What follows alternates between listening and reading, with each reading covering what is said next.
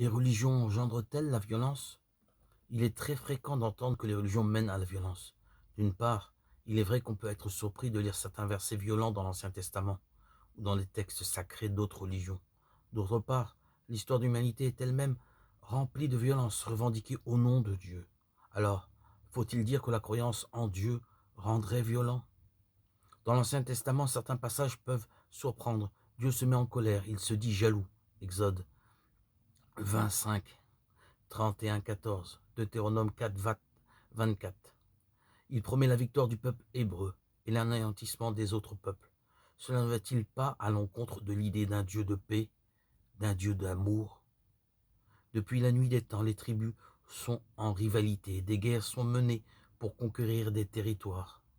Chaque peuple implorait ses divinités, et le peuple qui remportait la victoire estimait alors que sa divinité était la vraie.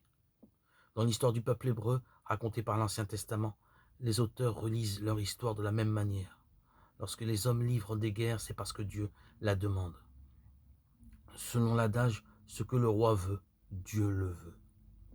Dieu est toujours décrit avec des sentiments humains, jalousie, colère, repentir. On appelle cela de l'anthropomorphisme, c'est-à-dire qu'on attribue à Dieu les sentiments qui sont connus par les hommes parce que Dieu est au-delà de tout et qu'on ne peut parler de lui qu'avec les mots humains. Cependant, le message de l'Ancien Testament contient des différences radicales avec celui des autres croyances de son temps, ce qui le rend bien plus crédible. Il annonce pour la première fois l'existence d'un Dieu unique qui aime toute l'humanité, au-delà de sa préférence pour le peuple élu, et qui se révèle lui-même aux humains comme étant un père.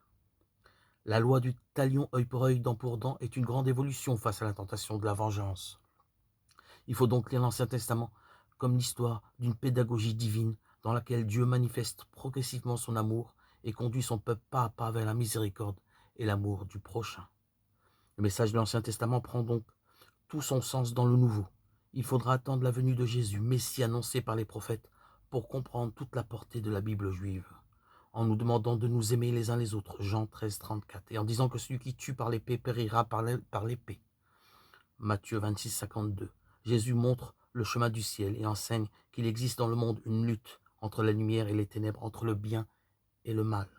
La violence décrite par l'Ancien Testament change de sens. Elle devient le témoignage du combat spirituel qui doit être mené afin de conquérir le royaume des cieux.